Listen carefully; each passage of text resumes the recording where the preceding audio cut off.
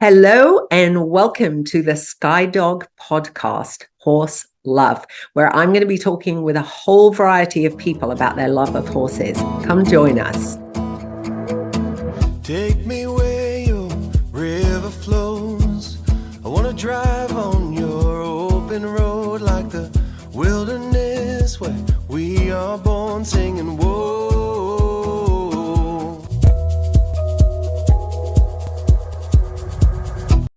All right. I know. So I am very excited today because I'm talking to Janelle, who is our equine manager up at Skydog, Oregon. And it's kind of funny because Janelle is probably the closest person to me in my life in terms of how much we speak and how much we communicate about the horses. And I think it's a funny relationship because we rarely talk about things outside of that. We just are usually dealing with the day, what's going on, medical issues for horses, just an average day. And we stay in that. We don't sort of go a lot outside that. But Janelle is someone that I admire and respect beyond anything. And I feel like, I don't know if people don't want me to say this, but I feel like Janelle was sent by God, or the universe or something. Janelle was meant to come to Skydog, and we could never have grown and taken as many horses as we have, especially wild horses, without Janelle being a part of Skydog. So I thank you. And I'd love you to really take us all the way back, Janelle, to what made you apply for the job, those first couple of months working here, and how you got involved even at the beginning growing up with gentling wild horses and being involved with wild horses. So when I was growing up, I lived next to a lady that had about 50 horses. So I used to go down there and just work with whatever horses what she allowed me to just work with any of the horses there. So I learned a lot there. And then I was always interested in the Mustangs because they used to have an adoption that was nearby, like about 40 minutes from my house. They bring Mustangs, and they look so different than the horses I was used to seeing. And I thought it was a really cool idea to have a wild horse and gentle it. And so we did a lot of research, and we decided that we heard a lot about the Kiger Mustangs, and they seemed a little different and unique. So we decided to look into those. And so back in 2003, my parents adopted for me my first Mustang, who was a yearling stallion. And he basically taught me how to gentle a Mustang. And I didn't know anything about them. They were completely different than a domestic horse. And so I learned a lot from him, and his name was Rio. And he was just very intelligent, and he bonded really closely with me. And so from there, I had adopted 2 more throughout the years. So I had 3 Mustangs total. And when I moved to Central Oregon, I was just kind of looking around, and I saw a post for working at Skydog, which I didn't know was Skydog at the time, but it was a Mustang sanctuary. And it seemed too good to be true to me. And then, you responded to me, and eventually I came out and just started working here. And the first couple of months I worked with some of the younger horses, and it just didn't really seem like a job to me. It was kind of just what I was meant to do. So, and then I think it was the first winter we had gotten Hawk, and then I spent a lot of time with him. And so it was just a very big challenge, and it was really cool to see the reward of him being able to be out with the herd eventually. So. That is so cool. How old were you when the Rio part of it happened, when you adopted your first Kiger Mustang? I was 13. Wow. That's incredible. And I loved it. It's very funny because Janelle started work at Skydog at the same time as another girl. And the other girl had a very big personality. She was very sort of loud and outspoken and had a lot of opinions about the horses. And Janelle was very quiet. And I remember us going out feeding one day together, and she just, I don't even remember what it was, but she observed something. And I said to Janelle, you know, I really want to hear more from you. I want to hear your voice more, because even though Janelle wasn't, you know, she was quieter, it was actually that kind of stillness and quiet that made the horses respond to her so well, which was beautiful to see. And I'd love to hear about Hawk. Was an incredible horse that we took. I think it was in about that January or February, after Janelle had been working here for a few months.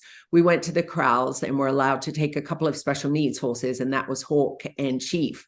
And we had already, I'd gone up there and seen Hawk was in a confinement pen, and one of the wranglers rode in on a horse to this very small space, and it was icy and snowy, and he ran to get away from him and slipped and kind of went under the fence. And I remember saying to the woman at the BLM, you know, well, if you could keep him alive long enough for us to take him. And then when we went to pick him up, one of the wranglers who didn't like us, I asked him to not put a lot of pressure on Hawk and not to run him hard, because he was very spooky and he was injured and couldn't bear any weight on his back leg. And that wrangler ran him at a full gallop into a steel gate right in front of me, and he went down on the ground, and I actually thought he was dead. And, you know, it's just one of many bad experiences that I've had at the BLM, but it led to such a wonderful partnership between Janelle and Hawk. And I'd love to hear you talk about, because Hawk needed almost immediate medical care. He needed x-rays. He needed treatment every day. And I'd love for you to talk about that, like what was wrong with him, how you treated him, and where he is now. So Hawk, well, at first we didn't know exactly what was wrong with him, but his fetlock and his like pastern area was completely, appeared to be really very enlarged and swollen. He couldn't walk on it at all, which is usually a sign of something very serious, because even horses with, you know, certain lacerations or anything, if they are lame, that's when it's very serious, because a lot of times they should still be sound. But yeah, so when we first got him, it was challenging to gentle him, because he's an injured horse, so you don't want to have him moving. So you had to limit anything that's going to make him move too much. But it was just like, it was a slower process that I kind of had to hurry along for his well-being. So because we needed to figure out what's wrong with him and whether he was going to be able to survive. And yeah, he bonded pretty closely with me, but he still was a very challenging horse. He's very flighty. And everything, like I even had to like every day go out with a certain color halter. Like he's very sensitive to every little aspect of being around people. And so I had to be careful with changing anything. But eventually we were able to get the vet to see him, and she was able to determine he had a joint infection, which he shouldn't have been able to recover from. But somehow he did. We gave him medication every day for 3 months straight in his mouth. So I had to go catch him every single day. And they still don't understand how he recovered, but somehow he miraculously recovered. And now he's completely sound, even though his pastern's still enlarged, but he runs out with his herd. And when we bring him in every year, he still kind of remembers me, but he's now back to being a wild horse. So. And that is the extraordinary thing, because it's not like we're going to the corrals and choosing a horse that necessarily might be a good one to domesticate or gentle. We really are, in those medical cases, choosing horses that really need immediate medical attention. And the fact that you're able to gentle them, especially on top of the fact they've usually just gone through some trauma, you know, there's no reason for them to want to form a bond with people that have taken so much from them, really, and they have a negative association to. And I think it's one of the most amazingly beautiful kind of characteristics of these horses, that they're able to forgive and give people another chance, you know, when they feel their intention is good. And watching Hawk, you know, to begin with, and I actually remember the vet sort of talking about euthanasia, worrying that, you know, he would never really recover from that. And we determined that really, you know, why did we save him if we weren't going to give him the time and opportunity to recover? And I thought, well, he's always going to be in a small pasture. He's never going to be able to run. And now to see him running the hills, which are rocky and rugged and challenging, and he's out there with his mares, you know, running with Phoenix's herd. And it is one of the most amazing miracles. And I know that I think it was that year that we also took the 4 orphan foals from Warm Springs. And I know they had a lot of challenges. Do you remember working with them?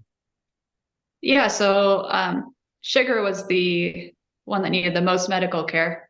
I remember they said she had been like trampled by a stallion.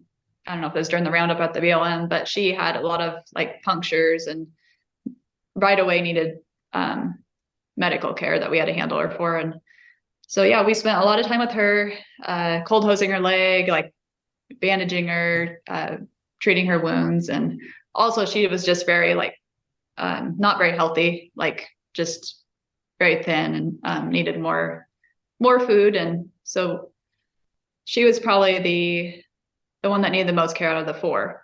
And then I remember that Willow had, well, she ended up with like a piece of bone in her jaw that we had to have removed at one point.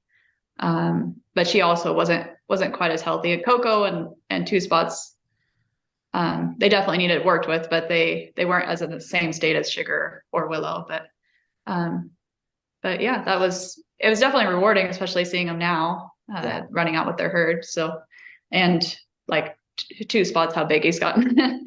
So big. Probably one of the biggest, close to the biggest horse we have besides Barney. But and then the other thing that I was going to ask you about, because obviously when we adopted Blue Zeus and then went and got his family, that was another incident of where you had to gentle, I guess Nyx was maybe 3 or 4 months old, 4 or 5 months old when she came to us with an umbilical hernia. And she needed gentling because it's something that they need to go to the vet hospital for and stay overnight. And it's a surgery, and then they have to have her belly band. And so we brought her in with her mother. And I wanted to talk a little bit about that because she was quite a challenging youngster. They were so wild, Blue Zeus's herd, when they arrived. But then a little about the haul, because you and Cole went and personally hauled the 3 Blue Zeus mares, Gaia, Iris, and Charlotte, all the way to Oregon from Canyon City. And it was an overnight haul and it was turning into winter. Could you tell us a little bit about the haul and what the challenges of that are, what kind of things you have to do on a haul to make sure that those horses, especially they were mares with tiny babies, maybe talk a little bit about that. Yeah, this one, that haul was a little more challenging because there were babies. Normally we just have full-size horses that are, and you know, the babies are so young and fragile, and as well as the mares are wild, and it can be challenging just making sure and stopping Belle to water them and making sure nobody gets injured along the way or anything. And but yeah, it's just, you have to take a little extra time and care, I guess, when you stop and check them and feed and water. And we do a little more few extra stops just to let them rest because it's a lot for them to balance on the trailer the whole way. But we usually do an overnight rather than stopping with cases like that, because a lot of times wild horses don't drink as well in the trailer and sometimes they won't eat as well. So we went all the way from Colorado to Oregon, you know, with stops in the way for horses to rest, but without like staying overnight anywhere specifically. And yeah, but they did really well. And then, yeah, as far as Nyx, she was very challenging to gentle because her mom was wild and she was not one of the babies that wanted to come up to us, not like the other 2 who seemed to want to be around people.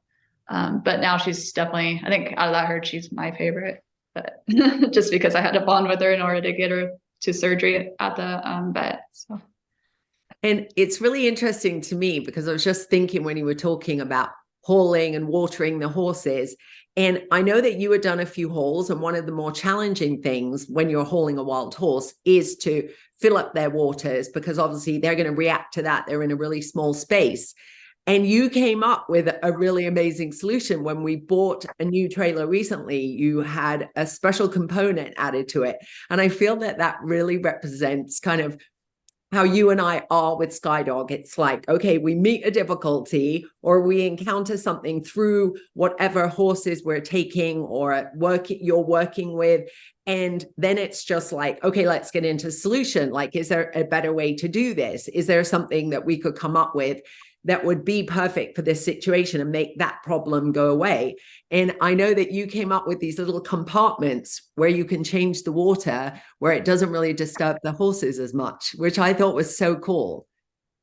Yeah, it's really handy. We have these little doors at the bottom that we can just put water in, and we just kind of secure the bins to the doors or little rubber pans so the horses can't get hurt. And it's a lot safer, and it, like I said, it doesn't disturb the horses at all. Because some of them are very, very wild, and trying to open a big door and put water in there is kind of scary, and we don't want to ever risk them ever getting out or anything. So, but yeah, it's very handy. I like it. So yeah, it's very cool. And I know for everyone watching, probably something they would love to hear about and are interested in just what I know that every single day is different. And that's one of the funniest things about working at Skydog. You know, if you want to make God laugh, tell him your plans, because whenever we make a plan, something will come up to kind of kibosh that, and we'll have to end up doing something else. But an average day, you know, working at Skydog, how does that begin? What kind of things are you doing during the day? And what are your favorite parts of what you do on a daily basis? Yeah, so we begin at 7 a.m. and we usually take care of everything in the barn, like all the horses in the barn, if we have them in there. We set up the feeding routes, we figure out who's going to go feed what, and discuss anything that we might need to in the morning about the horses. And then we go feed our feeding route, whichever one we are doing for that morning. And then we come back, and usually I'll either like help muck pastures, or I'll do like some admin work. And then, so usually each day is completely different. It's whether we, like in the spring, if we're getting horses in to vaccinate and worm them, or if it's in the winter and we have to, you know, sometimes we have to deal with things that have to do with the winter, whether it's, you know, stuff freezing over, or like hauling water out to certain areas or something like that. But other than that, my day usually consists of the medical care for the horses. Like I said, if it was horses that were getting in for any reason, or moving horses, we'd be doing that. And then I fill my day usually with doing farrier work if there's extra time. So either doing shoes on horses for therapeutic needs, or, you know, going out to trim horses, or bringing horses in to put in if they're wild horses, we put them in the chute to trim their feet. And then, yeah, sometimes it involves, if there's a horse that needs gentled for any specific reason, I work with them usually once or twice throughout the day. And if it's in the winter, I'll usually feed horses again. But yeah, that's usually a typical day, I think. Yeah, so it's a typical day. And I think people would be absolutely stunned. You know, there are different sanctuaries and they do things different ways. We are very hands-on with our horses, and every morning when people are going out to feed them, that's the opportunity for the day for people to get eyes on them and notice if there's anything wrong. And I mean, honestly, it can be so many different things, you know, from eye abscesses to someone being lame and a little limpy because they've got an abscess, or they might have been kicked by another horse. There's so many different things that happen every day. And literally Janelle deals with all of that. And it's quite extraordinary. With her, Rebecca and Megan both assist Janelle with all, you know, they'll hold a horse, they'll bring a horse in, they can drive a horse to the vet if that's what's necessary. Usually we bring a horse in, and if it has something, we'll send pictures or videos to the vet, and they'll say whether or not it should come in, they should come in. And it's quite extraordinary, because I mean, I know that when you came to Skydog, you know, even the vet loves coming to Skydog, because there are every single thing they ever learned in vet school, they will somehow at some point find it at Skydog, having never maybe even seen a case of it. And I think that's been the most incredible thing to watch Janelle grow and learn and become so experienced in all of the things that you have to do. And, some of the things that I find squeamish, I'm kind of like, no, I really don't want to see that. But Janelle deals with all of it head on, and it's incredible. I mean, the horses are so lucky to have the standard of care they do. What would you say? I know I'm putting you on the spot a little bit. Was there a medical situation that you either enjoyed the most or found the most challenging? Because I doubt people know, even we have horses in the barn sometimes that you have to get up for a couple of times in the night to treat and give medicine or put drops in their eyes. That it is so much that goes into it. And I'd love to talk about that. And then also maybe you talk a little bit about how you learned about being a farrier and what you did and how you learned that. Because now you do a feat of 300 equines, it's extraordinary. As far as the medical care, usually the vet's really good about setting up stats for us to do it. So I'd say like most challenging just because it was the time of year, probably was when like Reed, he's pretty old. He had a colic episode and was really sick, and so we brought him in and they had to put a catheter in, and we had to give him fluids. And it was like, throughout the night, we'd have to go out there and give him fluids. And for that was most of the time of year, and the fluids kept freezing. So, and that was kind of scary because I knew that he kind of depended on us to try to, make him better again. And he was very fragile. But other than that, it's usually like the vet's usually very good about, a lot of our cases, like they haven't even seen some of them before, but they're very good about kind of showing us what we need to do. And like Megan and Rebecca are also very helpful about assisting me with anything that I need with their medical care. But yeah, I've learned a lot working here, as far as that goes, more than I don't know where else I could have learned that much with the medical care. And then what was the other question again? I wanted to hear about how you got into trimming feet and learning about feet and the whole farrier side of what you do. So I was interested just in like the hoof care when I was a teenager, just to be able to trim my own horses. And I never had like much of an interest in learning how to shoe horses or do anything like that. But we had a farrier school that was pretty close to where I grew up, and so I decided just to sign up for one of their courses and to go out there. And I just started that class, and then I just went from there. I never really had an interest in becoming a professional farrier, but then that's what everybody was doing out of school, so I just decided to do that. I didn't have really any other plans for a while, so I became a professional farrier full-time for a few years, and then realized it was extremely difficult on my body, so I decided to cut back a little bit. But and then it's very interesting, especially working at Skydog, just the therapeutic needs. The only time usually we trim most of our horses, but the only time I put shoes on is if there's a reason like ring bone or laminitis, or and it's always interesting to learn different ways of treating those ailments. And I think that's definitely an interest of mine. So that is so cool. And it's funny, sometimes I think about you and I are very different personalities, and all of the skills that you learned before you came here, and maybe all of the skills that I learned before I started Skydog, they seem to complement each other so well, in that I like writing the social media and doing some of the admin, and my relationships with the horses are different, but it almost is the perfect, for me, when I look at it, it's like the perfect combination in our personalities as well. Because I think for two people to work side by side, day in and day out, and kind of, we don't really disagree. I defer to you a ton on the medical stuff, but you're always so respectful to kind of, we discuss things, you know, and I'm like, what do you think? And, you know, I'll come up with crazy ideas, but then you're so amazing at implementing them and seeing if they'll work or not. So,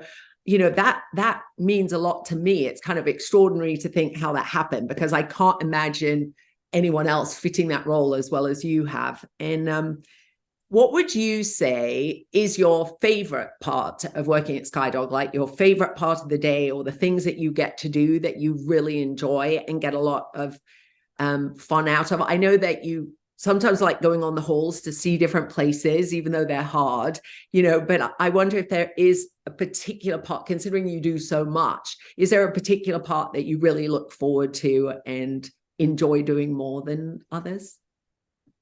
Well, my favorite like aspect of working at Skydog is just because I've worked quite a few different jobs previously, and just the variety of, and it's never boring. And I really can't, like, I can't do like work on an inside job. I like working outside and outdoors, and like you just, every day is different. So that's probably my favorite aspect. My favorite like tasks that I do at Skydog, I'd say would be like the medical care and the variety of that that we have to do. And then gentling the horses, like the ones that need to go into surgery, and just seeing such a big difference in them and be able to help them. That's very rewarding. So, and I do really enjoy the halls just because we get to see different areas and go to different areas to pick up horses. And sometimes it's from, you know, owner relinquishments, and you get to go see, like, learn about the horses there and like what they've been through. I know Jasper and Cotton, we picked them up from a rescue, and we got to learn how, you know, how they rescued them out of the canal, things like that. So that's very cool. And on the flip side of that, I was trying to think about, like, for me, the saddest day I ever had at Skydog. I wondered if there's something that sticks out in your mind as being one of the worst things that happened over the years, because it's been a lot of years now, and a lot of things, you know, we've lost different horses. Like, do you have a memory that stands out as being maybe saddest? yeah, one of the, I would say probably like when we lost Sunshine. It was just really sad, you know, seeing her very sick, and I had bonded really closely with her because I gentled her to go in for hernia surgery, and she was living out, you know, with her herd as a wild horse, and then just to see her really sick. And I took her to the vet, and I remember holding her head as they were treating her, and you know, she just like had her head in my arms. And the saddest part was I wasn't able to go back to see her when they put her down, when they euthanized her, because there was a snowstorm. So. And it's funny because I was talking to Ariel. She was talking about, you know, how we cope with the deaths. And I was kind of saying that this protocol arose, I don't know, from just the way we feel about these horses, that it became incredibly important to us that someone was with them when they pass away. And I can probably only think of maybe a couple of horses that we haven't been able to. And I remember I was flying home the next morning, and I was staying in a hotel near the airport, and it was like a blizzard out there. I don't even know how I made it to the airport, but that's one of the saddest things for me too, you know, to think that one of us wasn't with them, because it means a lot to us. And I think, you know, being there with them when they transition into the next dimension or their life ends, I think after everything they've been through, to be around that love and care when they are in those final moments is really quite an honor. And it's something we take very, very seriously and never lightly. And, you know, we talk a lot about, you know, we might have a vet recommendation about euthanizing a horse, but sometimes we haven't even followed that. And, you know, it from our guts, we kind of seeing that horse day in and day out, you get to know them really well, and are like, no, it's, you know, it's not that time yet. But it is definitely one of the hardest parts of our job. And it's funny that you bring up Sunshine, because I was just talking about her. And yeah, so I don't know, that if I was going to go on Patreon and ask people for questions that they would like to ask you, you would probably resign because, this was this is kind of outside of your comfort zone and not what you would love to be doing with your day right now. So I want you to know how much I appreciate it. I know that the people that follow us, I hope you read comments sometimes and see how much you're appreciated and how much people love you, for what you give to these horses after everything that's been taken away from them. And, I definitely think that you're very much one person in this world that I know cares about these animals as much as I do. It's not a job. It is, a calling for you too, I believe. And I think that what you put into it day in and day out is extraordinary. And we feel really lucky to have you. And I promise not to make you do this again. So we'll let you go back to your work because I know you have so much to do. I just wanted to ask you as a final question. When you first came to Skydog and you kind of lived on property, Cole, your husband, well, he wasn't your husband then. You guys were, I think, engaged or, you'd been dating for quite a while, but he was still in the military. And then at a certain point, I think maybe we were a year in that he maybe started working here. Has that been a positive experience for you working with Cole? I mean, I love him. He does so much on the ranch that he's very much an unsung hero in terms of keeping everything going. But I couldn't end without mentioning him and giving him credit as well for what he does, because he has to put up with both of us, which is extraordinary. So it's been so before he worked here, like actually worked at Skydog, he was working in the armory. He had a job in Bend, and he would help me like after work if I need to work with a horse or do something after work with the horses. He would help me, and he really enjoyed it. So I think that's how he came to work here. And I mean, it's great working with him. I mean, it always has its challenges to work with your husband, but for the most part, it's great. I enjoy working with him. That's very cool. I think Cole loves nothing more. His favorite thing would probably be putting his big headphones on where he can't hear any of us and getting on the tractor or the excavator and going out, laying rock on the road, all the kinds of things that really we don't talk about as much, but we couldn't do this without him as well. So I appreciate that you have also brought your husband into the Skydog family. We actually have quite a few couples working at Skydog at the moment. So it's funny. We'll have one person start, and after a few months, they're like, can my girlfriend come and work here? Or, we definitely, Janelle and I made a decision a while ago. To begin with, we were hiring for skills like, can they weld? Can they do this? Can they do that? Or the equine staff, different horse stuff. And then we started to realize, actually people's personality and character was more important than that. And now we hire for someone being nice and, reliable and consistent and a good person rather than necessarily, because I think you can learn so much on the job. So we only have nice people working at Skydog now, and you are one of the nicest. And I appreciate being on a team with you and you being there to take care of the horses and allowing me to be able to do other things as well, because I don't give my trust easily, and it's very easy to give it to Janelle. So thank you for being on here. I know everyone is going to be so happy to tune into this episode and see you talking, because they rarely get to see that. I know you don't love being on camera, so I will let you go, and I will see you in a couple of weeks. Okay, sounds good. Right. Thanks, Janelle.